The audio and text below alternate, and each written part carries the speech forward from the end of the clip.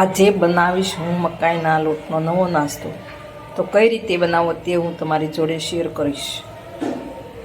મેં આ મકાઈ ને થોડા ચોખા લીધા છે અને ચણાની દાળ, એ 2 વાટકી જેટલા ચોખા નાની, અને 2 વાટકી મકાઈ અને 1 વાટકી ચણાની દાળ લઈ અને મેં ઘંટીમાં ઘરે દળી નાખ્યું.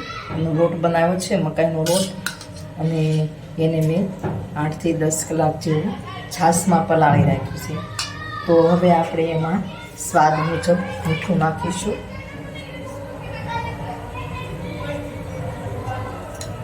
મારા આમાં આખા ધાણા નાખવા હોય તો નાખી શકો છો.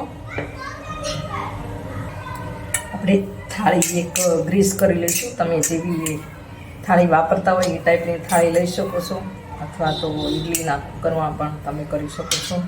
તો હવે પાણી મેં ગેસ ઉપર ગરમ મૂકી દીધું છે આમાં, અને હવે આપણે ખાવાનો સોડા એટલે કે ટાટાના સોડા સપટી નાખીશું.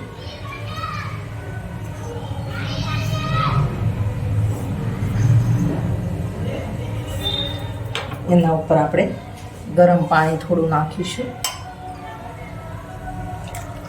સોડા એક્ટિવેટ થઈ રહી એના માટે આપણે ગરમ પાણી નાખીએ. તમારે આમાં હળદર નાખવી હોય તો નાખી શકો છો.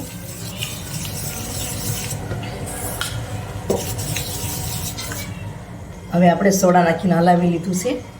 હવે આપણે આ એક બાઉલમાં આપણે પાણી ગરમ મૂક્યું હતું ને, એમાં મેં ગ્રીસ કરેલી થાળી મૂકી અને બેટર રેડી દીધું.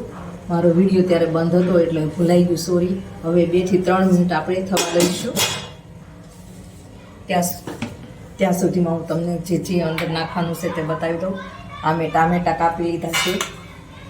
આ ચીલી ફ્લેક્સ છે એટલે કે મરચાંના બી, અને આમાં મેં લીલા કેપ્સિકમ, લાલ કેપ્સિકમ, ગાજર અને મકાઈ લીધી છે. અને આપણે વધારે એક લસણના નાના નાના કટકા કરી લીધા છે, એ પણ છે. તો આપણે 2 મિનિટ થાય પછી આપણે ખોલીએ. આપણે હવે 2 થી 3 મિનિટ થઈ ગઈ છે. તો આપણે એમાં બધું વેજીટેબલ્સ નાખીશું. તો આપણે ટામેટાં નાખીશું આ રીતે, પછી લીલા કેપ્સિકમ નાખીશું,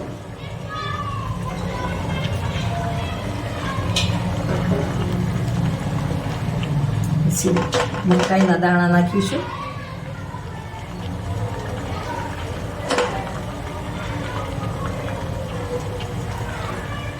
ગાજર નાખીશું, લાલ કેપ્સિકમ નાખીશું, લસણની કળી તે નાખીશું, આપણે ચીલી ફ્લેક્સ નાખીશું,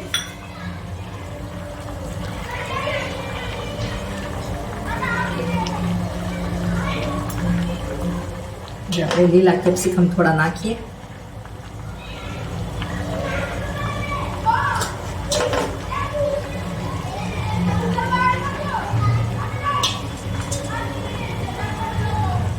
હવે આપણે સેજ આ રીતે દબાવી દઈએ. હવે આપણે ઢાંકી દઈશું. હવે 10 થી 12 મિનિટ આપણે ચડવા દઈશું. હવે આપણે જોઈ લઈએ આપણો નાસ્તો બનીને તૈયાર છે કે નહીં. તો આપણે ઉપરથી ઢાંકણ ખોલીશું.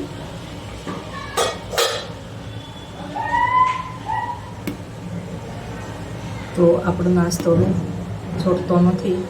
તો હવે આપણે ગેસ બંધ કરી દઈએ. અને